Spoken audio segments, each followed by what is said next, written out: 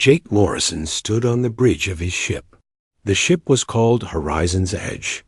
It was Earth's newest and best spaceship. Jake was the captain. He had been flying ships for 20 years. But today was different. Today was the most important. Gay in human history dot through the big windows. Jake could see space. Stars twinkled like diamonds on black cloth. But something was wrong. The stars were moving. No, not moving. Something was blocking them. Something very big. "Captain," said Lisa Bradley. She was sitting at the communications desk. Her voice was shaking. "Something is coming." Jake walked to her desk.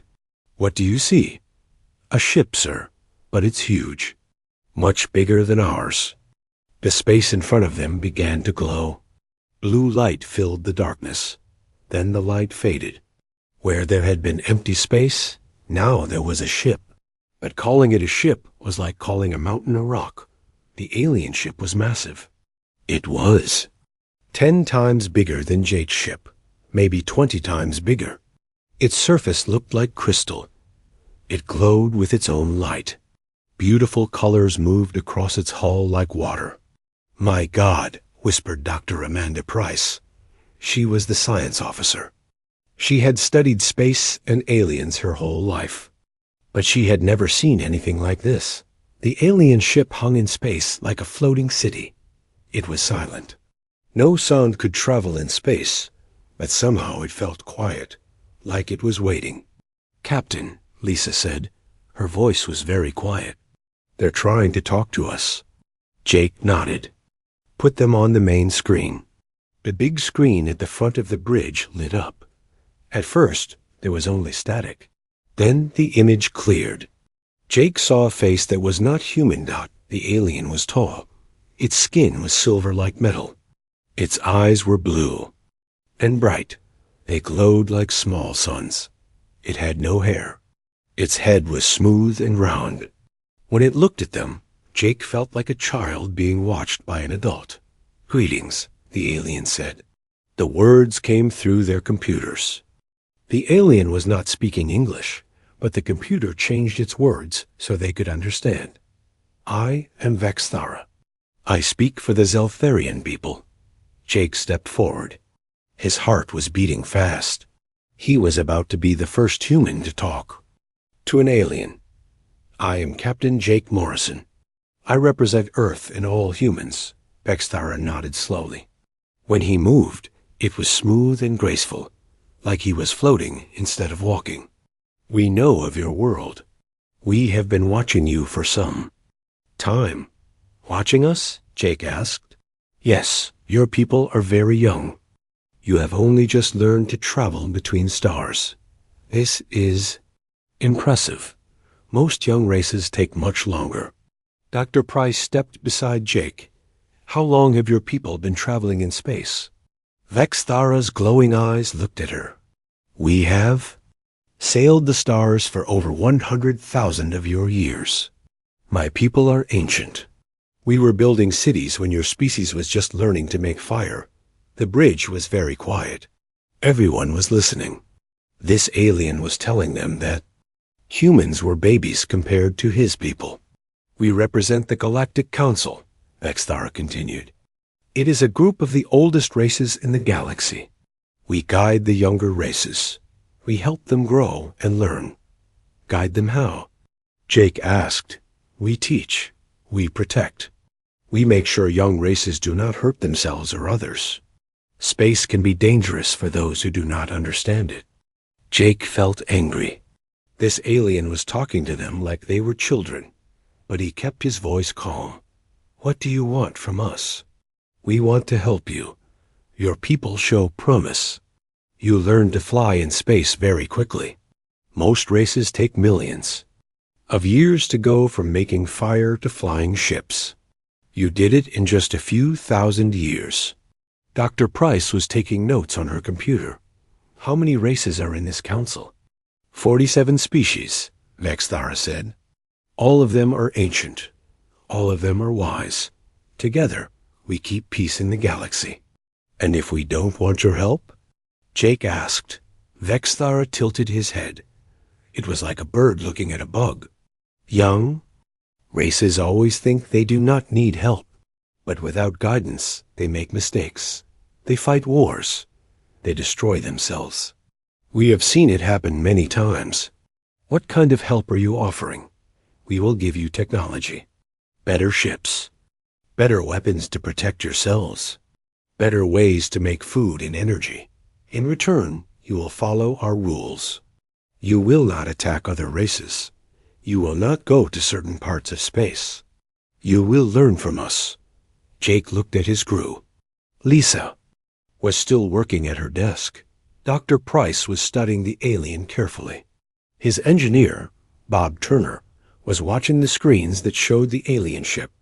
Captain, Bob said quietly, their ship's power readings are off the charts. Their weapons could destroy our entire fleet without breaking a sweat. Jake understood. The aliens weren't really asking. They were telling. Humans could join their council as junior members, or they could be forced to follow the rules anyway. We will need time to think about this, Jake said. Of course, Vexthara said. Young races always need time. We will wait in your system for 30 of your days. That should be enough time for your leaders to make the right choice. And if we say no? Vexthara's expression didn't change. Young. Races rarely say no once they understand the situation. But if you do, we will be sad. It is always better when races join willingly. The meaning was clear. Join or be forced to join. We will send a small ship to your world, Vexthara continued. Our scientists want to learn about your history. It will help us understand how to guide you better. What if we don't want you to study us? Young one, you do not understand. We are not asking permission. We are telling you what will happen. But do not worry. Our scientists are gentle. They will not hurt anyone. The screen went dark. The alien ship was still there, floating in space like a metal moon. But Vexthara was done talking. Jake sat down in his captain's chair. His legs felt weak. In just a few minutes, everything had changed. Humans were not alone in the universe. But they were also not free. They were the young race, the baby species that needed to be watched and guided by their elders. Lisa, send a message to Earth. Tell them we've made contact. Tell them ... Jake paused. What could he tell them? That humans were now subjects of an alien empire? That their freedom was over before they even knew they had it? Tell them we need to talk, he finally said. Dr. Price was still staring at the screen where the alien had been. Captain, did you notice something? What? He called. Use young. He said we just learned to make fire. But humans have had fire for hundreds of thousands of years. We've had cities for thousands of years. Why does he think we're so young? Jake looked at her. That was a good question. A very good question. But right now, he had bigger problems to worry about. Like how to tell Earth that they were no longer the masters of their own destiny. Outside the windows, the alien ship waited, patient and silent, like a teacher waiting for students to learn their lesson. Dr. Kevin Walsh was cold, very cold. Even with his thick coat and warm boots, the wind in Antarctica cut through him like a knife. He had been working in the ice for 3 months now. 3 months since the aliens came to Earth. The aliens had kept their promise. A small ship had landed near the United Nations building in New York. 3 Zelfarians had come out. They were polite but firm. They wanted to study human history. They wanted to understand how humans had developed so quickly. Kevin was chosen to lead the study team. He was one of Earth's best archaeologists. He had spent his life digging up old things and learning about the past. But he had never worked with aliens before. Dr. Walsh called Maria Santos. She was his assistant. She was also cold, but she was excited. The deep scanner found something. Kevin walked over to her. The deep scanner was alien technology. It could see through ice and rock and find things buried very deep underground. The Zeltharians had given it to them to help with their work. What did you find? Kevin asked. Maria pointed to the screen. Something big, very big. It's about 2 miles down, under all the ice. Kevin looked at the screen. The scanner showed shapes underground. They looked like buildings. But that was impossible. Nothing could be buried that deep. The ice in Antarctica was thousands of years old. Are you sure the machine is working, right? I checked it 3 times, Maria said. There's definitely something down there. Kethmo walked over to them. He was the Zeltharian scientist assigned to their team. He was tall and thin with silver skin, just like Vexthara. But Kethmo was quieter. He seemed genuinely interested in learning. What have you discovered? Kethmo asked. His English was very good, though he spoke slowly. The scanner shows structures under the ice, Kevin said. But that's impossible. This ice has been here for over 10,000 years. Kethmo looked at the screen. His blue eyes glowed brighter, which Kevin had learned meant he was thinking hard. This is strange. Our historical records show that humans were very primitive 10,000 years ago. You were just learning to farm. That's what we thought too, Kevin said. But something was bothering him. The shapes on the screen looked too regular to be natural. They looked like someone had built them. We need to dig, Kevin said finally. Dig 2 miles down? Maria asked. That will take years. We have alien technology now, Kevin said. Let's see what it can do. The Zeltharians had brought more than just scanners. They had digging machines that could melt through ice and rock faster than anything humans had ever built. Kevin asked for permission. To use them? Of course, Kethmo said. We are as curious as you are. It took 2 weeks to dig down to the structures. 2 weeks of melting ice and moving tons of rock and frozen dirt. Kevin had expected to find nothing. Maybe some weird ice formations. Maybe some old animal bones. He did not expect to find a door. The door was made of metal that didn't rust. It was covered with symbols that looked almost like writing. But not quite. The symbols seemed to change when Kevin wasn't looking directly at them. This is impossible, Kevin whispered. Kethmo was very quiet. He was studying the door with a handheld scanner. His glowing eyes were dimmer than usual, which Kevin had learned meant he was confused or worried. The metal is an alloy we recognize, Kethmo said slowly. It is very advanced. Only the oldest races know how to make it. How old?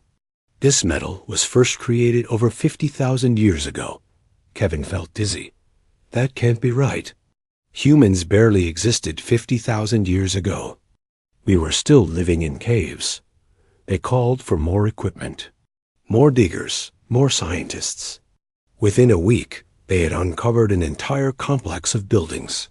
The buildings were huge. They were made of the same strange metal as the door. And they were definitely built by intelligent beings. The dating results came back, Maria said. She looked pale. The organic materials we found, they're over 50,000 years old. Kevin sat down hard on a box of equipment. That's impossible. That's what I thought too. But I ran the test 5 times. Same result every time. Kethmo had been very quiet for the past few days. Now he spoke up. Dr. Walsh, we need to go inside these buildings. Inside? Is that safe? Our scanners show the air inside is breathable. The buildings are sealed and protected. Whatever is inside has been preserved perfectly. Kevin nodded. He was scared, but he was also more curious than he had ever been in his life. This discovery could change everything humans thought they knew about their own history.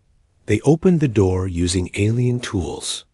It moved smoothly, as if it had been built yesterday instead of 50,000 years ago.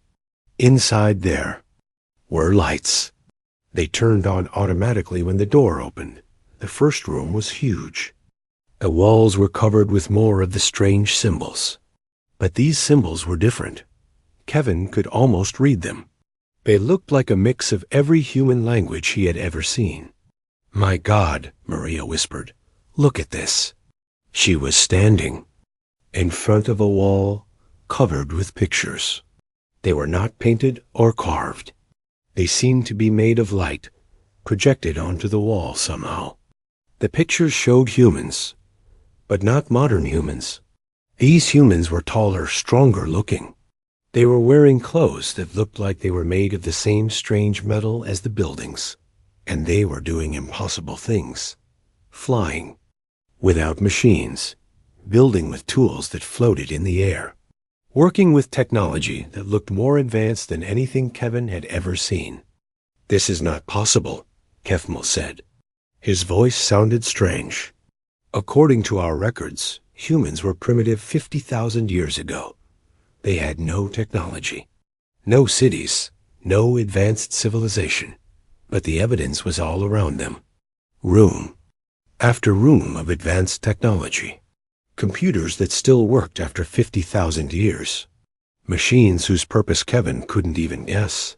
And everywhere, more pictures of humans using this technology like it was normal. In one room, they found star charts, maps of space that showed not just Earth's solar system, but dozens of others. Kevin recognized some of the stars from the alien databases the Zeltharians had shared with Earth. "These are maps of our space," Kefmel said quietly. "Our home worlds, our colonies. But how could ancient humans have known about them?" The most shocking discovery was in the deepest room of the complex. It was a massive chamber filled with glowing crystals. The crystals hummed with power. At the center of the room was a table made of the same crystal material. When Kevin approached the table, it lit up. Suddenly, the air above was filled with moving images. Stars and planets spinning in a perfect model of the galaxy. Kevin could see Earth, tiny and blue. He could see the Zeltharian home world, far away near the center of the galaxy. But the model showed more than just where things were now. It showed where they had been. Kevin watched as the model went backwards in time. 50,000 years. 100,000 years. 200,000 years. And what he saw made no sense at all. The model showed ships. Thousands of them. They were leaving Earth and traveling to other worlds. To worlds that were now the home worlds of the Zeltharian people and all the other alien races. "This cannot be," Kefmel said. His voice was barely a whisper. "This shows that humans were traveling to our worlds before our people even evolved." Kevin stared at the model. According to this, humans had not just been advanced 50,000 years ago. They had been space travelers. They had been visiting other worlds when the aliens' ancestors were still primitive animals. Kevin said slowly, "What if your people are wrong about human history?" "Impossible. We have studied hundreds of worlds. We know how civilizations develop. Humans are too young to have done this." But the evidence was right in front of them. A human civilization that had existed 50,000 years ago. A civilization that had been more advanced than anything on Earth today. A civilization that had somehow disappeared completely, leaving only these buried cities as proof they had ever existed. "We need to call the surface," Kevin said. "We need to tell them what we found." As they prepared to leave the chamber, Kevin took one last look at the star map. Something was bothering him about it. Something he couldn't quite figure out. Then it hit him. The ships in the model. They weren't just going to alien worlds. They were going to specific planets. Planets that were now the home worlds of the Zeltharian people. What if the ancient humans hadn't just visited those worlds? What if they had colonized them? What if the aliens' ancestors had come from Earth originally? Kevin shook his head. That was crazy thinking. But as they climbed back up through 2 miles office toward the surface, He couldn't shake the feeling that everything the aliens had told them about human history was wrong. Very wrong. The news from Antarctica spread around the world in hours. Dr. Kevin Walsh's discovery of the ancient complex changed everything. Governments called emergency meetings. Scientists dropped their current projects. The aliens became very quiet and worried. Helen Carter was put in charge of the global search effort. She was a tough woman who had managed big projects all over the world. Now she had the biggest job in human history, finding out what had really happened 50,000 years ago. We need to search everywhere, Helen told her team during their first meeting. If there's one complex in Antarctica, there might be others. The search teams went to work. They used the alien deep scanners to look under deserts, oceans, and mountains. Within 2 weeks, they found the second complex under the Sahara Desert in Africa. A week later, they found a third one under the Pacific Ocean. Then a fourth under the Amazon rainforest. Each complex was the same. Huge buildings made of the strange metal. Technology that still worked after 50,000 years. And everywhere, evidence that ancient humans had been far more advanced than anyone had imagined. Dr. Ryan Mitchell was leading the team in the Sahara. He was an expert in ancient languages. He had been trying to translate the symbols on the walls for weeks. They're not random, Ryan told Helen during a video call. The symbols follow patterns. They're definitely a language. Maybe several languages mixed together. Can you read any of it? Some of it. The newer symbols look like early versions of languages we know. Egyptian, Sumerian, even some that look like Chinese and English. But the older symbols are completely different. Helen nodded. Keep working on it. We need to know what these places were for. In the Pacific site, marine archaeologist Dr. Susan Brooks was making her own discoveries. The underwater complex was even bigger than the one in Antarctica. It had sections that looked like laboratories, others that looked like factories, and some that looked like schools. Whatever these people were doing, they were doing it on a massive scale, Susan reported. This isn't just one building. It's an entire city. The Amazon site was being explored by Dr. Carl Jensen. He had found something. That made everyone nervous. The complex there was different from the others. It looked like a military base. There are rooms full of weapons, Carl reported. Not guns or bombs, but something else. Energy weapons, I think. And the computers here are different. They're full of tactical information. Tactical information about what? Helen asked. That's what worries me. The star charts here don't just show friendly worlds. They show defensive positions, battle plans. This looks like they were preparing for war. While the human teams were making discoveries, the aliens were getting more and more upset. More ships had arrived from the Galactic Council. 12 different alien species now had representatives on Earth. All of them wanted answers. Kurveth was the new leader of the alien scientific team. He was older than Kethmo and much more serious. He had been studying the evidence from all 4 sites for days. This is impossible, Kurveth said during a joint meeting with Helen's team. Our historical records are very clear. Humans have only been civilized for a few thousand years. Before that, you were primitive hunters and gatherers. The evidence says otherwise, Helen replied. We have 4 sites with the same technology, the same age, and clear proof of advanced human civilization. Your evidence must be wrong. Doctor. Mitchell stepped forward. I've been working on translating the language from the walls. I think I've figured out part of it. Everyone in the room leaned forward. Human and alien scientists all wanted to hear what he had found. The symbols tell a story, Ryan said. It's not complete, but I can make out the basic idea. There was a great civilization. They called themselves the first builders. They traveled between the stars and created colonies on many worlds. Colonies where? Asked Corveth. Ryan looked uncomfortable. According to this, they colonized worlds throughout the galaxy, including worlds that are now home to your species. The room was very quiet. Corveth's glowing eyes dimmed. That is not possible. There's more, Ryan continued. The story talks about a great disaster, something that destroyed their civilization. The symbols call it the Great Ending. After that, the colonies were cut off from Earth. They had to survive on their own. Helen felt a chill run down her spine. What kind of disaster? I'm not sure.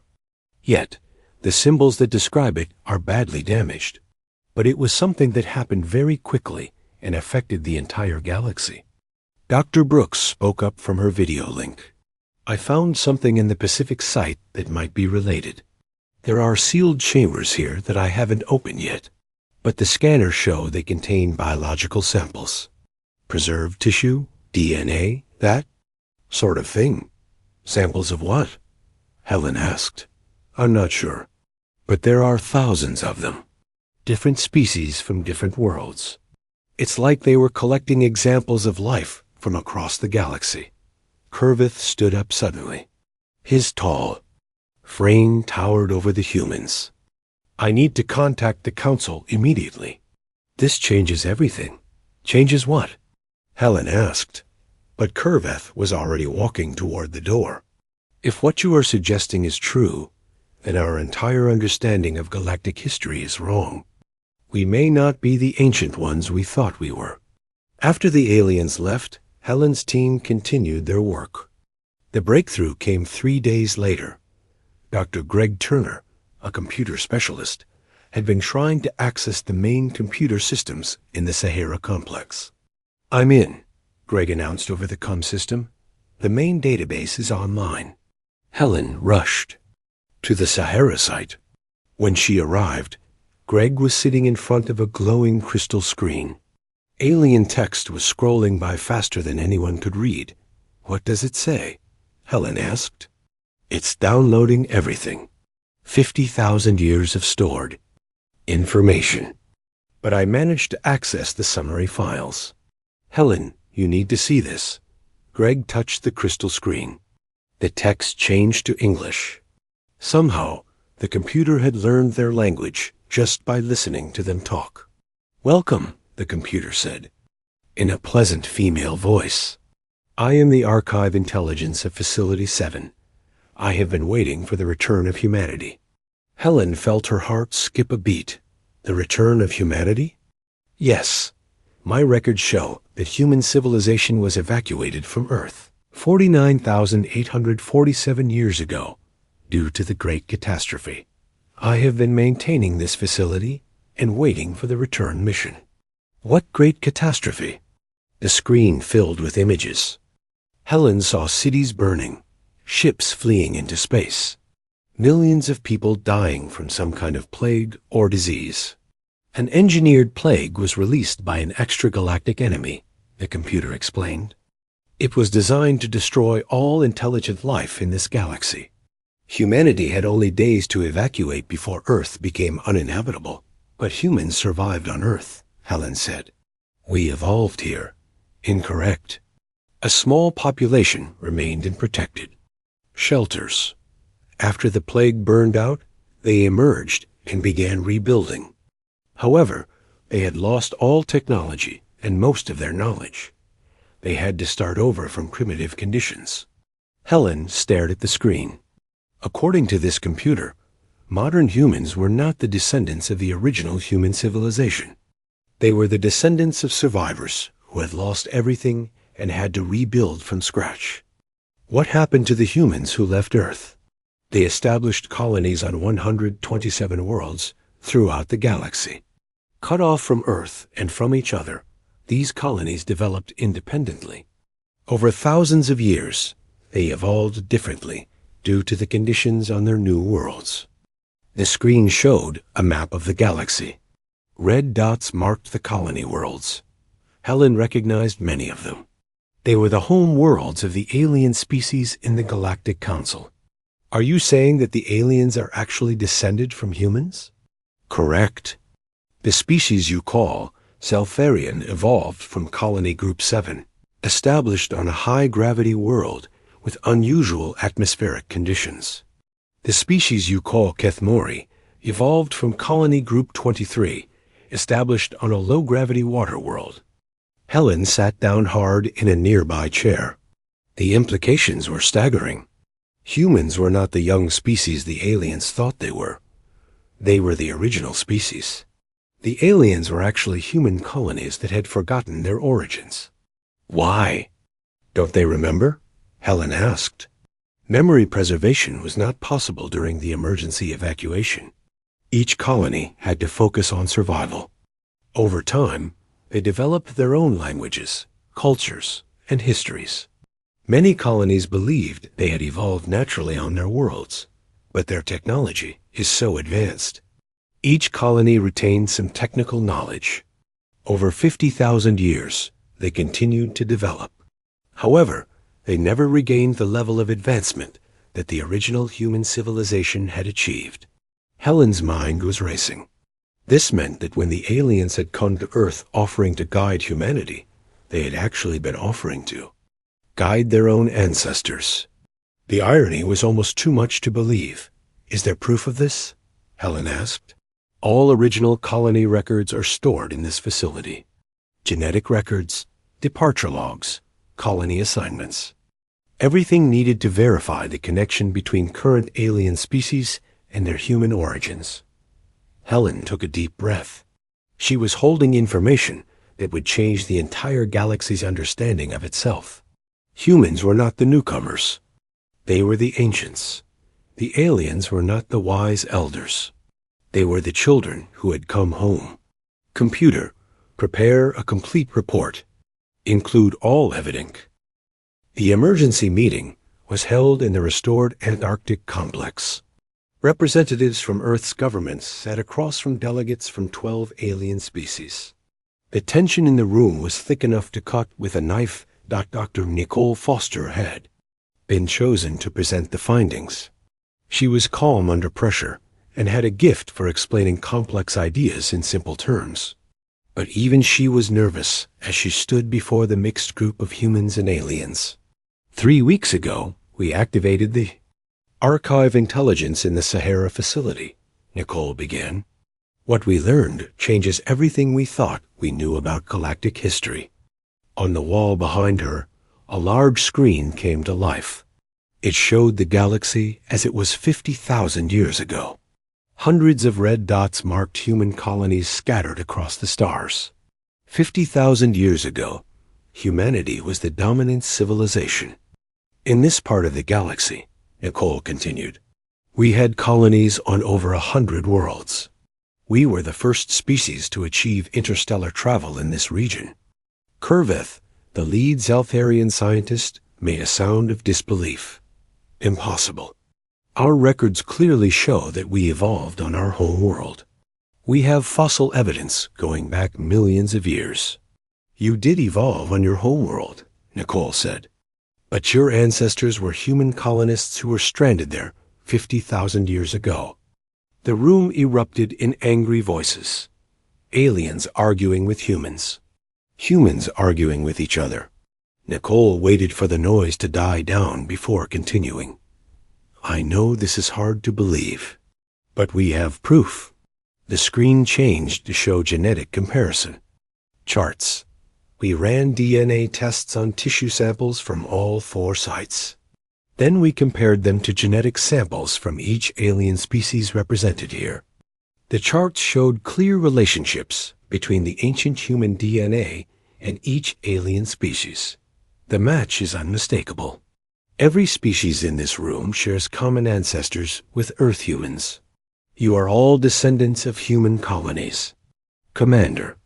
Paul Hayes, Earth's military representative, spoke up. What happened to cause the colonies to be abandoned? Nicole touched a control, and the screen showed images of destruction.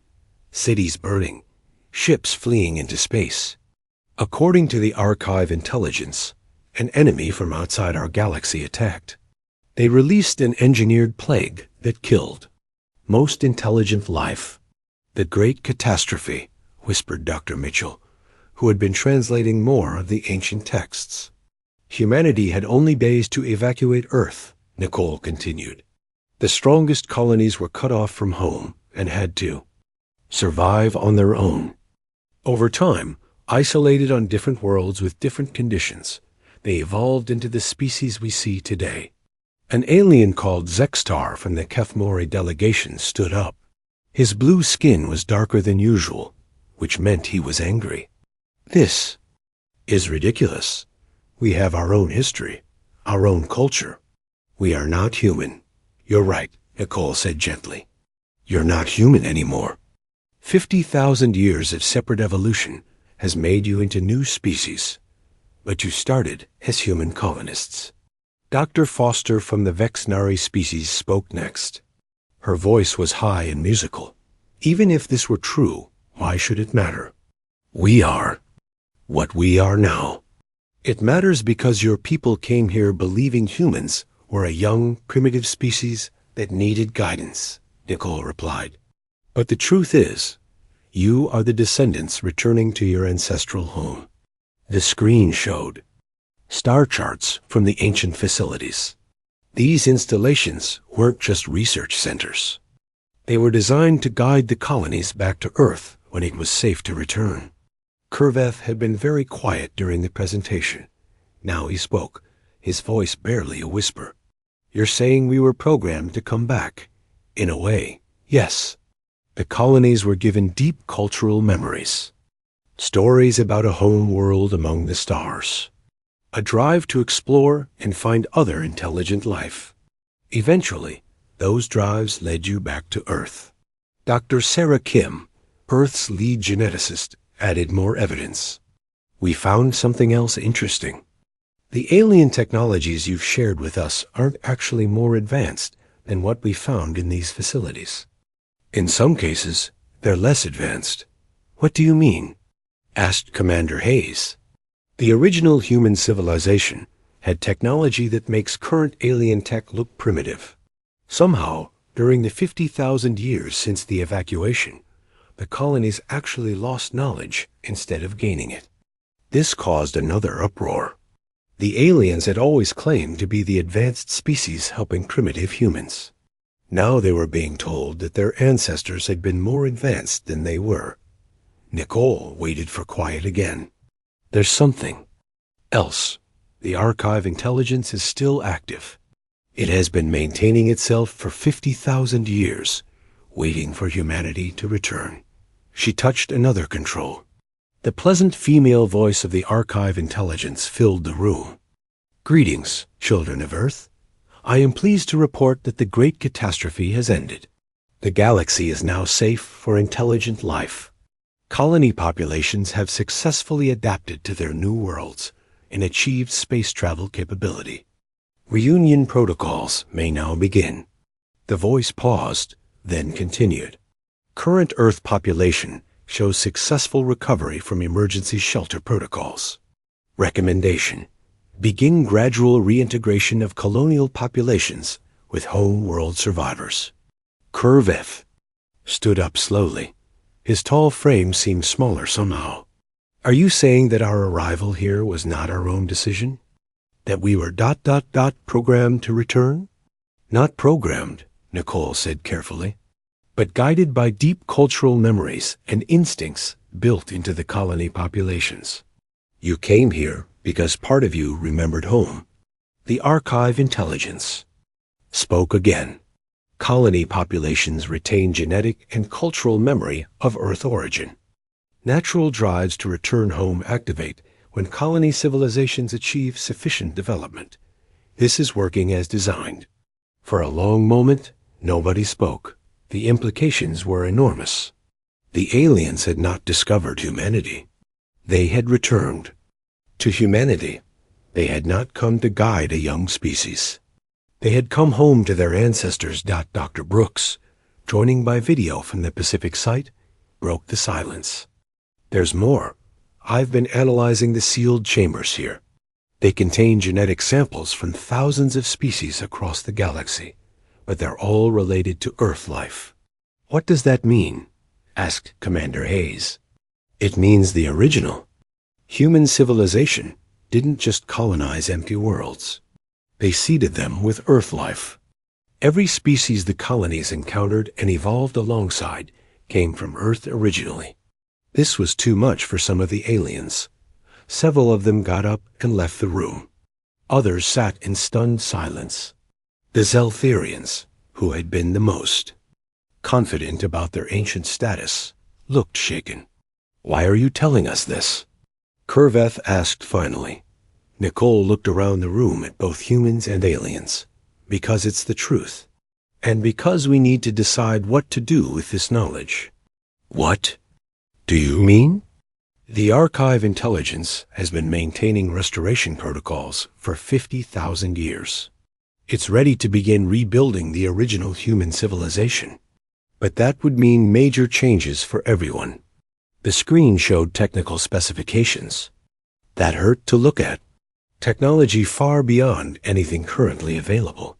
The original human civilization had capabilities that would make us the dominant force in the galaxy again. But using that technology would change us. It would change everything. Commander Hayes leaned forward. Change us how? The Archive Intelligence explained it to me, Nicole said. The technology requires a level of mental and physical enhancement. That would make us very different from current humans. We would become something closer to what humans were 50,000 years ago. And what about us? Asked Curveth. What happens to the colonies if Earth reclaims its position as the parent? Civilization? Nicole looked directly at him. That's up to all of us to decide. The Archive Intelligence has several options programmed. The screen changed to show different scenarios. Option 1. Full restoration. Earth rebuilds the original civilization and takes control of all former colonies. Option 2. Gradual integration. Earth and the colonies work together to rebuild, sharing technology and knowledge. Option 3. Independence. Each world continues as it is, but with full knowledge of our shared history. What does the Archive Intelligence recommend? Asked Dr. Foster from the Vexnari delegation. The AI's voice returned. Recommendation depends on current threat assessment. If extragalactic enemies still exist, Option 1 provides maximum defensive capability. If galaxy is secure, Option 2 allows for optimal development of all populations. Are there still threats? Commander Hayes asked. Unknown. Contact with extragalactic regions was lost during the Great Catastrophe. Threat status cannot be confirmed without deep space reconnaissance. The room fell silent again. Everyone was thinking about the same thing. Somewhere out there, the enemies who had destroyed the original human civilization might still exist. If they returned, would the current galaxy be able to defend itself? Dr. Mitchell had been quiet during most of the meeting. Now he spoke up. I've been translating more of the texts from all 4 sites. There's something else we need to know. What? The Great Catastrophe wasn't just an attack. It was a test. Nicole frowned. A test of what? According to the texts, the extragalactic enemies have been doing this for millions of years. They attack civilizations to see how they respond. The ones that survive and rebuild become stronger. The ones that don't are wiped out completely. You're saying this was planned. 18 months later, Earth looked completely different. Where once there had been normal cities, now there were gleaming towers that reached toward the sky. Where once there had been simple roads, now there were transportation tubes that moved. People at incredible speeds. The restoration had changed everything. Dr. Elizabeth Murphy stood in the command center of the rebuilt Antarctic facility. She had been chosen to lead the Heritage Project, the effort to help humans and aliens work together during the restoration. It had not been easy. The changes had affected everyone differently. Humans who volunteered for the enhancement process became taller, stronger, and smarter. Their lifespans increased to several hundred years. They could communicate directly with the ancient technology using only their thoughts. The aliens had faced an even bigger change. The restoration process had offered to return them to their original human forms, with all the enhancements. Some had chosen to change back. Others had decided to keep their current forms, but gain the mental enhancements that let them use the ancient technology. Status report, Elizabeth asked her assistant, Dr. Ben Cooper. All facilities are online, Ben reported. The space defense grid is 94% complete. The new ships are ready for testing. And we've made contact with human populations on 17 colony worlds. Elizabeth nodded. The restoration had awakened hidden signals across the galaxy. Humans who had been living as primitives on forgotten colony worlds had suddenly remembered their heritage. Ships were being sent to bring them home. What about the aliens who chose not to undergo restoration? About 30% of each species chose to remain unchanged, Ben said. They're being relocated to protected worlds where they can continue their current civilizations without interference. It had been a difficult decision for many. The Zeltharians, who had been so proud of their ancient status, struggled the most with learning they were actually human descendants. About half had chosen to return to human form. The others wanted to remain as they were. Any word from the deep space monitors? Ben's expression became serious. The enemy fleet is 6 months out. 12 massive ships, each one bigger than anything we've ever seen. But our new ships should be able to handle them. Elizabeth walked to the main display screen. It showed the solar system as it was now. Earth was surrounded by a network of defense stations. The moon had been converted into a massive shipyard. Mars was being terraformed to serve as a backup command center. How many ships do we have ready? 50 new battleships, each one using restored human technology, plus another 100 support vessels. The aliens who joined the restoration provided their own ships and crews. Elizabeth smiled. The unity that had emerged from the crisis was remarkable. Humans and aliens working together as one people. The artificial divisions of the past 50,000 years were being erased. "Ma'am," called Lisa Park from the communications station. "We're getting a transmission from the approaching fleet." "Put it on screen." The display showed a face that was clearly not human. The being had gray skin and black eyes. Its features were sharp and angular. When it spoke, its voice was cold and mechanical. "Greetings, inhabitants of this galaxy," the alien said. "I am Commander Vextalk of the Harvester Fleet. You have completed the survival trial successfully. Congratulations." Elizabeth felt a chill run down her spine. Survival trial? Your species showed promise 50,000 years ago. We conducted a stress test to determine if you were worthy of advancement. The plague was designed to eliminate the weak and strengthen the survivors, the alien continued. Those who survived were expected to rebuild and spread across the galaxy. You have done so successfully. Your trial period is now complete. Trial period? Elizabeth asked. Yes, you are now eligible for integration into the greater galactic community. We represent civilizations from beyond your galaxy. Civilizations that have passed their own trials and joined together for mutual benefit. Elizabeth exchanged glances with Ben. This was not what they had expected. The approaching ships were not an invasion force. They were representatives of some kind of galactic federation. What kind of integration? Elizabeth asked. You will be given advanced technologies and knowledge.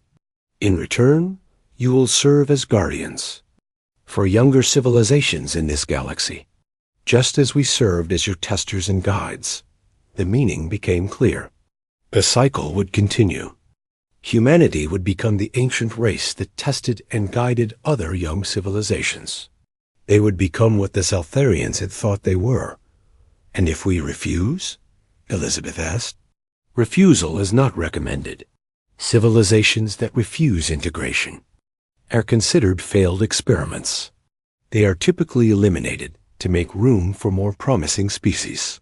The threat was clear.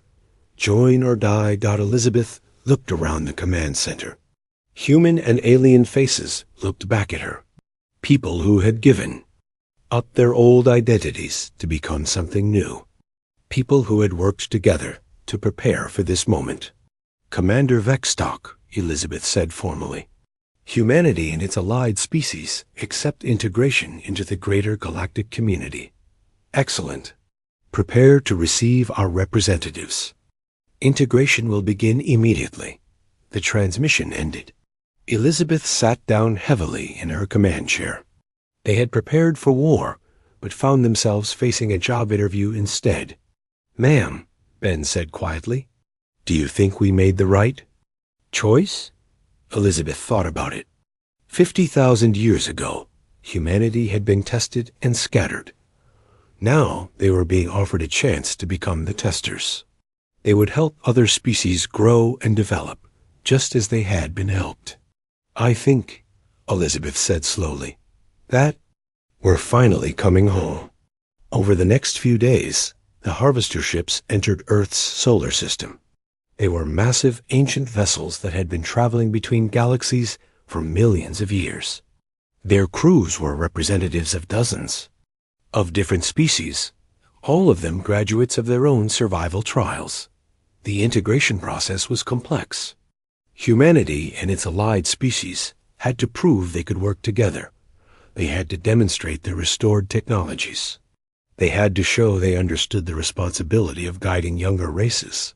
Elizabeth found herself working closely with Commander Vexstock, who turned out to be less threatening in person than he had seemed on the screen.